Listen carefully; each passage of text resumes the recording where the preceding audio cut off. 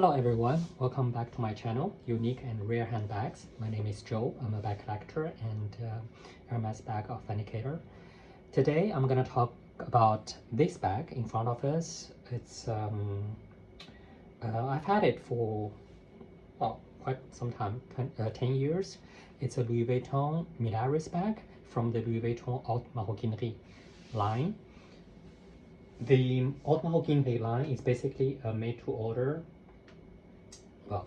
bespoke line of, theoretically, you should say it's a made-to-order because it doesn't allow you to personalize the shape, but only certain elements of the bag. But Louis Vuitton did market it as a bespoke service. I think there's some loose use of the word bespoke. The Louis Vuitton Haute Maroquinerie service, Haute Maroquinerie in French, basically means the high leather good or high bag making, was launched in 2012 following the Sac Louis operation that we talked about in the previous two videos. So it was a strategic move for Louis Vuitton to compete against Hermes in the ultra luxurious bag making market. So basically, when it was launched, there were 5 models to be choose from. Well, a bit like the Sac Louis operation, instead of having one. If you haven't watched, if you are interested in this Louis Vuitton Haute Maroquinerie or the made-to-measure, which is considered to be the summit of Louis Vuitton bag experience, you should definitely watch my previous 2 videos about the Sac Louis operation, which which were like a pioneer pilot trial move operation of Louis Vuitton. When it was launched in 2012, there were 5 models. There's this, the Milaris, there's the City Steamer. No, sorry, the City Steamer is a common model, commercial model. It's called Neo Steamer, which is quite similar to City Steamer, but the more rounded edges. The Triangle, which is a heritage model. The Neo, which is very, the more like we call it the sac de seau, which is like a bucket shaped bag, and Locket being another heritage model. There are only 5 models to choose from. Like the Sac Louis, you could choose different leather, you could choose also exotic skins, and there's I think there are 25 colors to choose from, and the personalization being engrave your name inside the bag, like the Sac Louis. So I had this one first. It was the first one that I ordered. I only ordered Milaris. I have 2. I have this one and a bigger one that I will show you in the next video, which is a bigger size. This time for Milaris, I only consider Milaris among these 5 models because I also consider actually the Neo Steamer, but I feel it's too similar to the City Steamer. And so at least the Milaris was like newly created bag shape for this operation, so I prioritized it, and especially I was happy with this one, so I also got the second one, which is a bigger size in black color. This time I didn't get any crocodile skin or exotic skins because I feel I have the Sac Louis already, so I had this one. So the price range at that time, when it was introduced 2012, the starting price for these models was similar but cheaper than the starting price of the Sac Louis, which were 2 years before that. So I remember it was like around 5,000 US dollars before tax for this, and the bigger one was a bit more expensive. It can go up to also around 20,000 on the exotic skins, so which was still much less than the Sac Louis price tag. Anyway, so normally you would see this bag if you search on internet, looks like this, because it's actually a very unique shape. I do not know how to name this shape. It's a bit curved here, even almost straight, but a bit curved. It's a bit curved here. It's a trapeze shaped, but not exactly. So, and on top, it's like this. So it's quite thick, actually. Even being a small bag, it's actually very roomy. I will give you the measures. This is like 22, 23 centimeters, and the height is also 23. So basically, when you look at this, it should be more like a square. Yeah, but this was very deep in a way. You can see it's like almost like 18 centimeters. Proportionally, it's quite deep. Well, deep in this way, and on the side, it has almost to the end zipper, which is very much inspiration of travel bags. Louis Vuitton allowed you to choose, of course, the exterior and also the interior. Here it's orange one to make it a bit more fun. Being a travel bag, it comes with this small thing to get the two handles together, which I don't feel is very useful for this size. Maybe for a lady, she would consider this as a travel bag, but for me, it's like a city bag. So it has a pocket here, so on this side, and it has also a pocket on this side, but closed with a padlock. This padlock, it turns. I feel this is a very like smart, so it can go down like this, like perfectly. And to open this side, you need actually to remove the padlock and then turn this here, and then you can open this side. So it's more like a safer pocket. I never use this side. Never use this side of the pocket. I don't think it's necessary, especially it's still accessible somehow. Here it's just an extra layer of, I don't know, maybe for passport or something, being a travel bag. So of course the padlock, this padlock is numbered. I have the 318.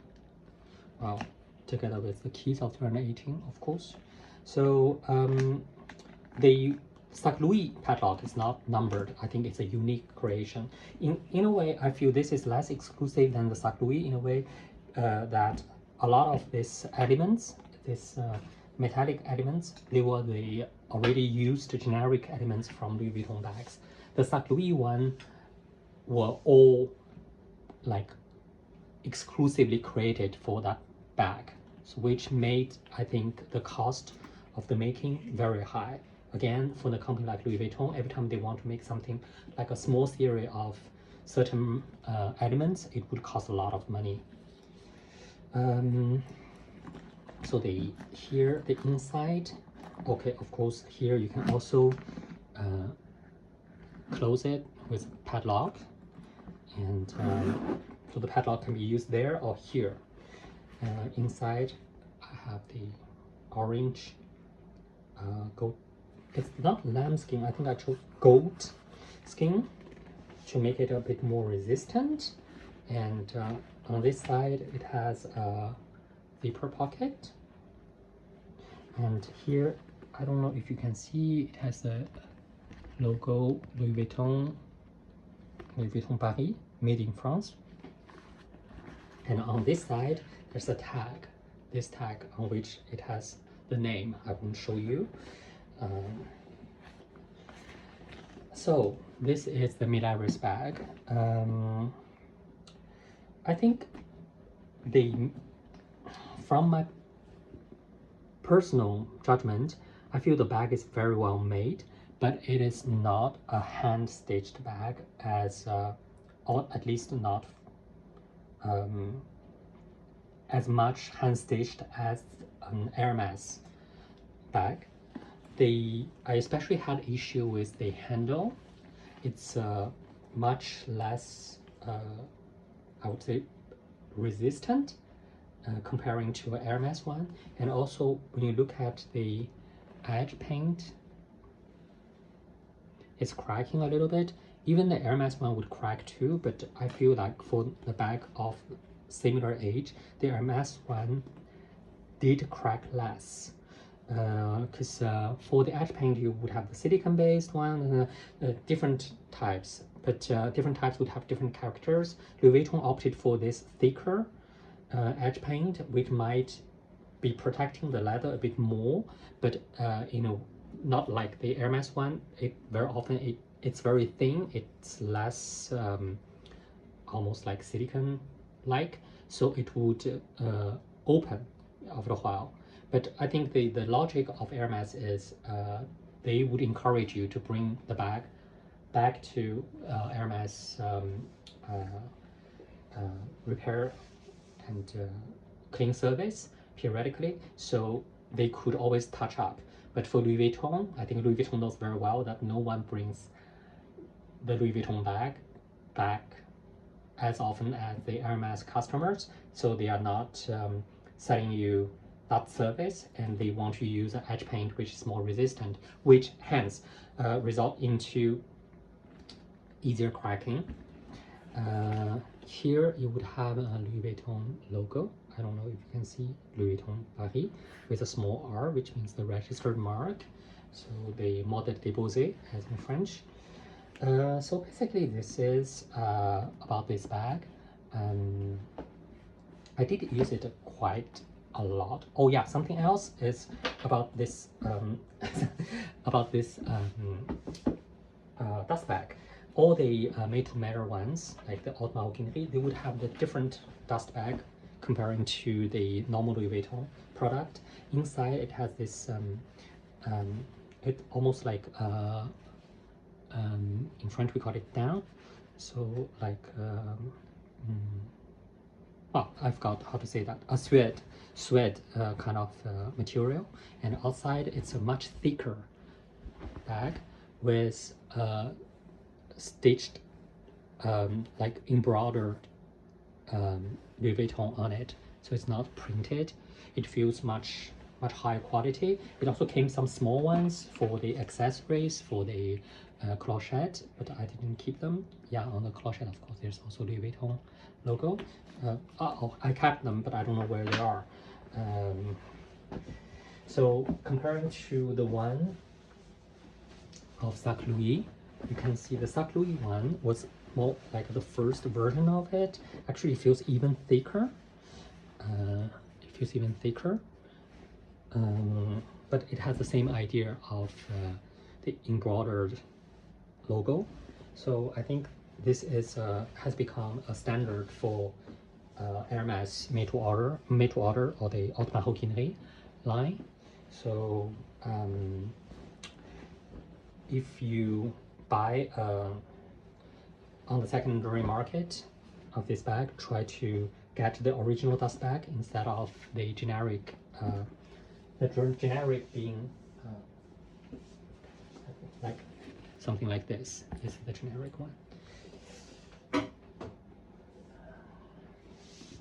So yeah, it didn't come with the pillow as the Sac Louis, which showed another downgrade from the initial. I think after the Sac Louis, Louis Vuitton realized that it's still not quite ready for going that top notch, and it would make too much a cost burden for if they stick to the same standard as the Sac Louis. So actually the Haute Maroquinerie line was a more adjusted, more subdued version of the Sac Louis. Well, I do not blame them for that, because again, when Sac Louis came out, it was like almost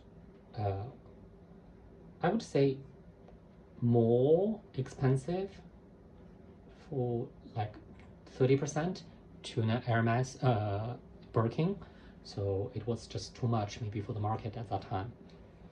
So thank you very much for watching the video, and next time I will be talking about the same bag model but a bigger model. Yeah, and stay tuned.